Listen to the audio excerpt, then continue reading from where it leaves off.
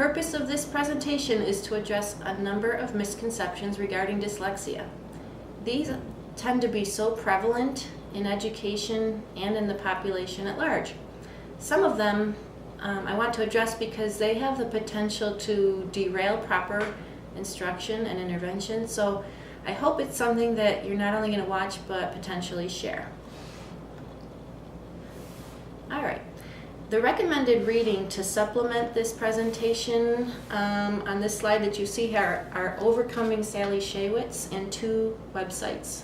Overcoming Dyslexia by Sally Shaywitz was originally published in 2005, I believe, but despite the fact that it's already over 10 years old, I haven't yet seen one written so clearly on this subject. I've probably purchased myself at least 50 of these, and I have one or two on hand at all times to give people, especially educators and parents. I've used it as required reading in my graduate classes since it first came out, and my students love it, and they even buy extra copies themselves to give to people. So you can get one for a penny on Amazon and other used book sites. It's a very quick and easy read. You're not going to be able to put it down, especially the first few chapters, and you're going to come away a lot smarter on the subject for that little investment in money and time. Someone wanted me to suggest that you get it on audible.com in case you're busy and driving, or in case there's reading difficulty that is causing a problem for you, and then that'll help too. Great for a commute. Highly recommended. The second one is not a book, but it's internationaldyslexia.org. Membership is about $45 for educators and parents, and this will get you access to really fantastic publications, but otherwise you can have access to all the other information on their site for no charge. And the last thing here is understood.org. This is a website where you can partake in some simulations of what it's like to have dyslexia at different age levels, grade levels, and it's really good for parents so they can get some good, reliable, accurate information too. Because believe me, the general understanding of dyslexia is so often so off the mark, it's really quite unbelievable. So let's get rid of some of these misconceptions, and by doing so we'll be better reading instructors for the students who need us most. And not on this slide, but brand new just this week, is a 4-part documentary on National Public Radio. Go to npr.org and you can just look on their site for dyslexia. Really short and to the point, 4 of them. One is titled Dyslexia, Millions Have It, Few Understand It. And it's all part of a national effort that's going on to increase understanding of this reading problem so it can be properly addressed. Okay. I'm only going to devote in this presentation a very short amount of time to what dyslexia is. That sounds weird. How researchers came to understand it, and medical doctors and other signs, symptoms, traits, and stuff. All of that would take at least 3 more presentations. So until those presentations are created, Overcoming Dyslexia book and the websites on that last slide. All right, so dyslexia is a specific learning disability that is neurobiological in origin. It's characterized by difficulties with accurate or fluent word recognition and poor spelling and decoding abilities. And they typically result from a deficit in the phonological component of language, and it's unexpected in relation to other cognitive abilities like intelligence and unexpected, where did I lose my place here? Despite the provision of effective classroom instruction. Okay, so I want you to draw your attention to the word unexpected, because everything is in line for the child to learn, and yet they still aren't. All right, so these misconceptions, no particular order, but this one, the first one, is the most prominent, I think.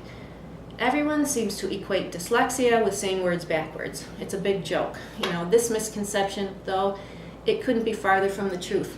It seems to be the one, though, that you hear no matter who you run into, t-shirts, coffee mugs. And they think that people with dyslexia see words and letters backwards. And tying back to that definition we saw just now, there was no mention of eyes or vision. It's difficulty with a phonological component of language, processing sounds in our words that come out of our mouth. And because our words are written down using these things called letters, it's very understandable that people would jumble them up, but it's not because they see them backwards or that they appear to be moving around on the page. No. Okay. Educators will often say something like, she reverses her B's and D's. I'm wondering if she might be dyslexic. Truthfully, B's and D's look very much alike. So most beginners, no matter what, confuse them. But children with dyslexia might confuse them a little longer than their peers because they don't spend a whole lot of time reading and spelling. So it takes them a longer time to remember which one's the B and which one's the D. Those squiggles are arbitrary. It takes a while to get used to them. Some people with dyslexia might never reverse letters and numbers, but they can still have it. Okay, letter reversals occur in most beginning readers and writers due to lack of experience. If you take one thing away from this presentation to put into long-term memory and to share with as many people as you can, it's this. The cause of dyslexia is not due to a problem with the visual system. This is just such a common misconception in education, and it's the reason I prioritize it so highly. Because if we're going to go around believing that dyslexia has anything to do with the eyes, with seeing, with vision, with eye movements, anything visual related, this is going to really impact the potential that we get that student the right kind of instruction, the right kind of intervention. It could increase the potential that we give them an intervention helping their visual system or to teach them by memorizing words. So researchers, medical specialists, and dyslexia organizations are working really, really hard to dispel this misconception because of those ramifications of not getting students appropriate instruction. Okay, so I want to read this technical abstract in a moment, but it's a genetic predisposition. I can't think of one child I've worked with whose family was not able to identify someone else who also had a hard time with reading or was actually affirmed with having dyslexia. And over time, research has strengthened evidence of it being a genetic phenomenon. All right. All right. Erratic eye movements are the result of poor reading. Okay, so this isn't because students see words backwards. It's because he or she has to laboriously sound out a word, one letter at a time. Mind you, this is the hardest part of reading for students with dyslexia because it's a difficulty processing the sounds of language. I'll repeat it over and over. Attaching those sounds to letters is really, really hard at first, and they have to hold them in memory, working memory, and that's difficult, and then put them all together. So they process the sounds, and they get to the last sound, and this is the one that their brain heard last. It's kind of the freshest sound in their working memory, so to speak, and so this is the last sound, and it comes out first.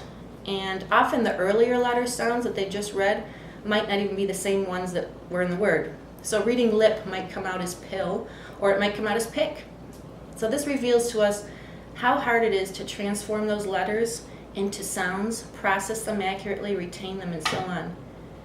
But the misconception that has the potential to really cause harm in terms of wasted time, wasted money, wasted hope and effort, is that if a child is having trouble reading and their eye movements while reading seem to be erratic and look all over the place, that they need to be referred to an optometrist or a visual therapist for vision therapy to correct their reading problems. Dyslexia has nothing to do with the visual system. And since reading doesn't even use the visual system, visual training is not going to work. There's another presentation in this series on this topic. For years, when people didn't understand dyslexia, its underlying causes, people were just desperate to help and do something. And so they developed theories and cures and treatments like special dyslexia fonts. Those are still going all over the place. Colored lenses, colored overlays, all of which are based on that really false belief that reading is a visual thing that happens. The only time the eyes have anything to do with reading is when they first look down at the letters, and from there, the sound processing parts of the brain take over, because letters are truly just sounds, pictures of sounds, representing the sounds we say when we speak.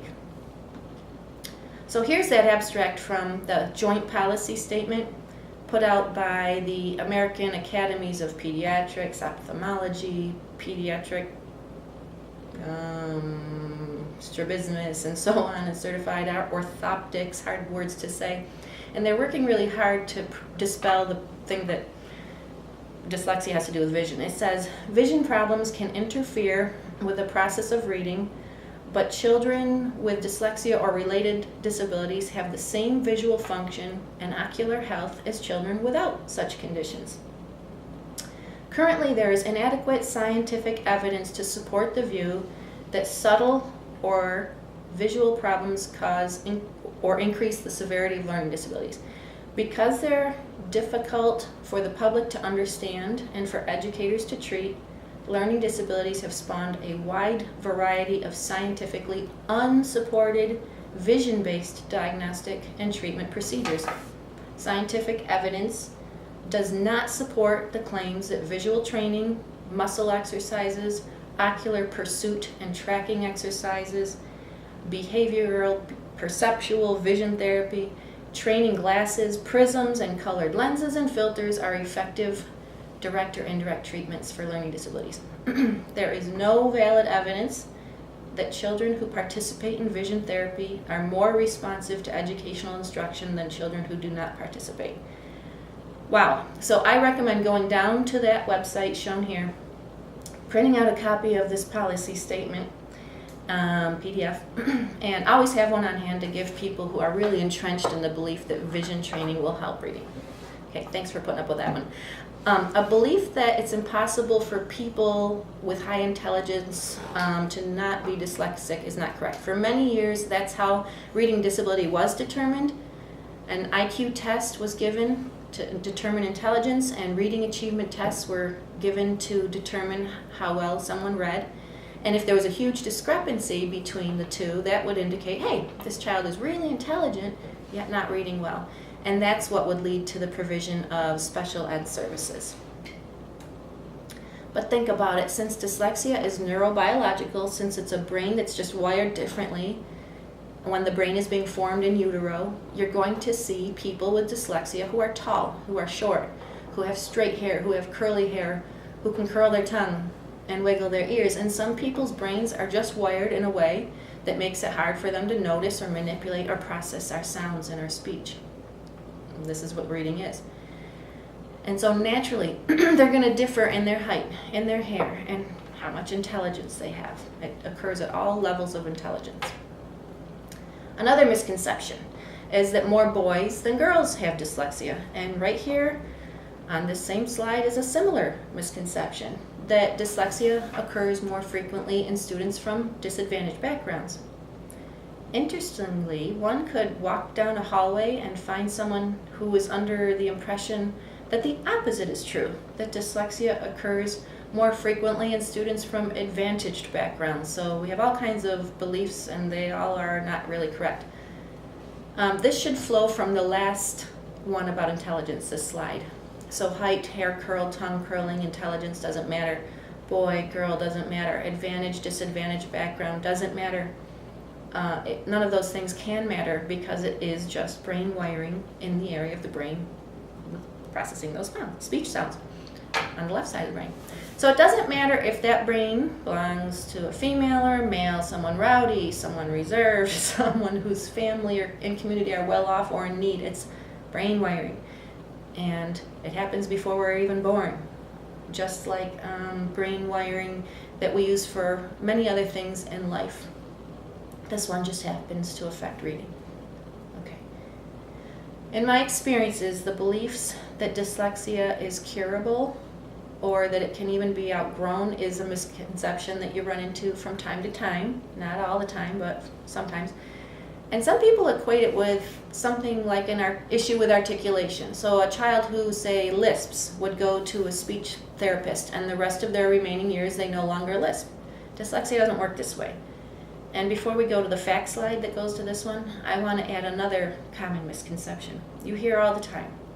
If they just read more, if they just work harder, or if we just give them books that engage them and motivate them, this will help. Let me assure you that these children are working extremely hard. It's human nature to avoid doing anything that's impossible for you or very hard for you. I've had a lifetime already of avoiding things I find difficult or challenging. I get zero pleasure out of playing the piano, so I quit. I wanted to learn to knit once because it looked nice, and I was making too many knots. I couldn't resolve those knots, so I quit. Downhill skiing twice, and that's okay. I can get through life just fine not doing knitting, skiing, and piano playing. But I can't get through school not knowing how to read. Give me an engaging book, nice, enticing proposition, and I think that's necessary. But it's not the be-all answer, and we wish it was, because, wow, wouldn't that be an easy fix? We wouldn't be having the tens of thousands of kids years behind in reading that we do if it was just that. Motivation is not the cure. Hard work on their part is not the cure. And time spent reading is not the cure. We have to do something else. It's a lifelong challenge, and yes, a person with dyslexia absolutely can, and most do, learn to read. But reading's probably never going to be that effortless activity that can be done without any conscious effort, like for most of us. And it may be that after a lot of really good instruction, they're going to read words accurately. And it may be that some new unfamiliar words that they come across are going to pose difficulty. And accuracy may not be there. It might be there, but it won't be automatic. So after a lot of good intervention, gains in fluency tend to be moderate at best. Persistent issues with fluency come from a later start reading. I like the way that Kilpatrick describes this, 2015. He says that the gap in reading fluency between people who have difficulty learning to read and those who don't is a result of the typical readers having a multi-year head start. They got to develop such a huge corpus of words that they can read by sight. Automatic reading of many words is what leads to their fluency and effortlessness. It's exciting that families and healthcare providers like pediatricians and educators who are familiar with any red flags of delay that come early on can get early intervention services for kids. And school psychologists and other people can perform some nice early screenings to alert us to potential difficulty. And then, maybe with phoneme awareness and letter sound fluency earlier, preschool, kindergarten. And then we can really provide appropriate direct intervention very early, and we can make a huge, significant impact to future reading achievement. We can prevent reading difficulties, as much research has shown. Misconceptions that people with dyslexia just can't read really seem ridiculous, but sadly they're prevalent. I've been at meetings where educators have told families of students with dyslexia, some children just aren't meant to read. I've been to schools to tutor children, and I was told I was wasting my time and giving children false hope. We must do all we can to fight against this misconception, because this one, it can be the force behind like a do-nothing attitude, or a just help him or her by giving them accommodations like books on tape. And there's no malice here on anyone's part, just misconceptions. And these are what can be the things standing between helping a kid get help and not. All right. Fact is, most people with dyslexia will learn to read once they get proper, good instruction, consistent, and some are going to have persistent difficulty doing so. One high school student who was getting help with reading said to me, yeah, something like really hard to learning to read, but if I don't put in this effort, it's just going to make everything else harder. Good attitude. He was reading at about a 4th grade level and making steady progress.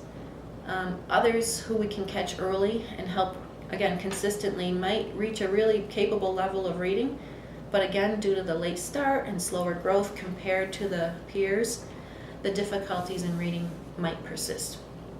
Adults report needing extra time, needing to concentrate, needing to take notes while reading, not remembering what they read so well, having to stop when they come to longer words, and so on. Yes, everyone wishes this was not the case, but we have an alternative which is not okay, and it's not reading as much or not reading as well, and that's not desirable. Okay. Sad to say, this misconception is very prevalent in the field of education and in the general public. It might not stem from an actual belief that dyslexia isn't real, but instead some might hesitate to use that term dyslexia. It's not easy to clearly identify it without certain assessments given by professionals testers, but school systems, they're overburdened as it is, and they don't have staff maybe who are knowledgeable about the kind of instruction that'll help students learn to process sounds. Schools might not have the services in place or the proper knowledge for this instruction, so they try to avoid the term altogether. Unfortunately, this leads to that blanket policy of avoiding it altogether. It's really a complicated, maddening situation that's very slowly improving, and awareness and advocacy are starting to improve as we get this knowledge out there. Earlier I alluded to that NPR documentary that just came out, npr.org, and they have another one titled Dyslexia, the learning disability that must not be named. So that's what a big deal this one is. Other times people just think that dyslexia is rare. All right, so let's look at the next slide. All right, fMRI and other brain imaging, along with very valid assessments, indicate dyslexia does indeed exist. And the reading difficulties with people have stem from actual structural or functional differences in their brains. When we look at the brain images of people with and without dyslexia when they're performing the same reading or language processing tasks, it's visible to the eye. The activation is different. When the person with dyslexia learns to read and has another brain imaging technique performed afterward, their activation patterns look very similar to the person without reading difficulty. This has shown us that instruction, helping the brain to process sounds in our language, actually rewires the brain. So people with reading difficulties not stemming from neurobiological wiring, so to speak, won't have the same fMRI images and they won't have the same outcomes on assessments. So that tells us that their reading difficulties come from other causes. They might have issues with speech or language or hearing or early print experiences or intellectual cognitive issues, so on. We each have about 100 billion neurons in our brains, and so each of us is wired very differently. Post-mortem autopsies of the brains of people who had dyslexia show that in utero, the migration of certain neurons in parts of the brain is actually different. You can see it on slides.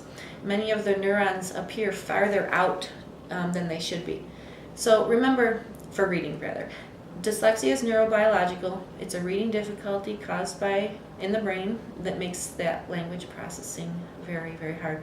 20% of people have dyslexia. Some have a milder version, and others can be really profound and pose a severe, persistent difficulty in learning to read.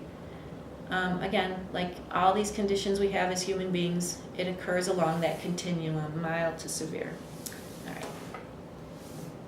Dyslexia affects nearly every aspect of reading, from phoneme awareness all the way up to comprehension and motivation, spelling, writing. But there's more. Okay. A mere reading of the facts on this page might serve to dispel any belief that dyslexia only affects reading and spelling. There is simply no equal opportunity in school when a child can't read. All other subjects in learning are affected. And another fact, difficulties in reading lead to less than desirable educational, social, psychological, emotional, and economic consequences. There's a lot of research studies showing that. The beliefs that readers with dyslexia will never learn to read well remind me of a professor I had who said, don't ever get discouraged thinking you're not going to be able to help a 10th grader who's reading at a 5th grade level ever reach a 12th grade level. So don't worry about that 12th grade reading level. Your focus is to just do as much as you can to get them as far as you can in the time that you have. And I'd like to draw an analogy to say, if I was a math teacher, I would never say, well, my student with math difficulties never going to do math well, so it's too late for her. That's not likely. So with reading, we just have to press on every single day and get them as far as we can with the time we have.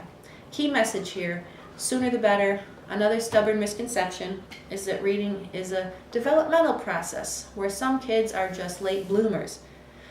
Oh, longitudinal studies, tons of them, follow students for years and show us that when students are behind in 1st grade, that same student is going to still be behind in 3rd grade, that same student behind in 9th, and then in 12th. They've looked at groups, they've looked at individuals. There's no existing evidence, none, that if students are behind, they're going to catch up unless they get intervention. There's no evidence that if you don't start to read until 2nd grade, you will not be part of a gap, setting the rest of your educational experiences in motion. So, gap. Reading difficulty is an issue with not being able to do a skill well. It's not a developmental delay like walking or talking or toilet training. As educators, we must not adopt that too late attitude. Many of us can recall a student coming to our classrooms, say in 4th grade, 7th grade, 10th grade, and they're already many years behind. If we find out, hey, this student has dyslexia, we should never say or think there's nothing that can be done. Is it going to be possible to make 2 to 3 years progress and bring them up to grade level in the space of an academic year? I've seen it happen, but it's not really common. Okay, true. But I've also seen a too late approach where the student does not get the help they need. Better to gain as much reading ability as possible in the time that they have than not. So the ramifications of not doing that, too dire. All right, so very few people can really put into words the signs of dyslexia. What are they? The signs that occur in early childhood or even in later adulthood. If the go-to sign of reversing words and flipping letters is the predominant one and the very wrong one, let's know some of the real signs. All right, to learn as much as you can, I urge you to continue reading. Look at this Overcoming Dyslexia text. There's a few chapters in here with the signs.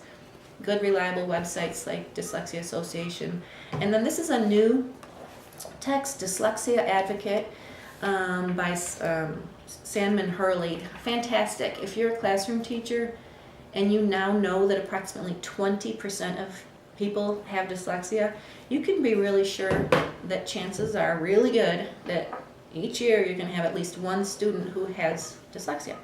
Let's see these signs. Okay. These are adapted from, this couple of these are adapted from readingrockets.org, a common signs of dyslexia article there. So you can go to that website if you'd like to know more.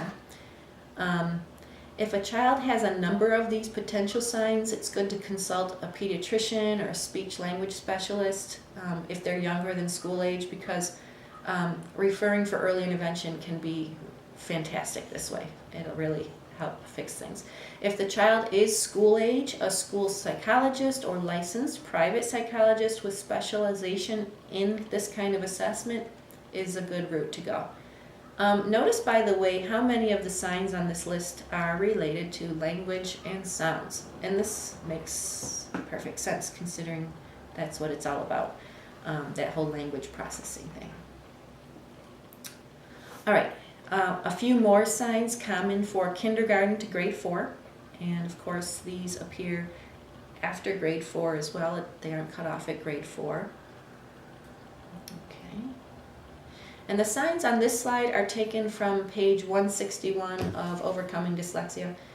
Here, Sally Shaywitz lists some of the indicators that are common in young adults. Of course, it's true of any age adult, since the histories and the ramifications of dyslexia are so similar from one person to the next. The stories always tend to ring the same.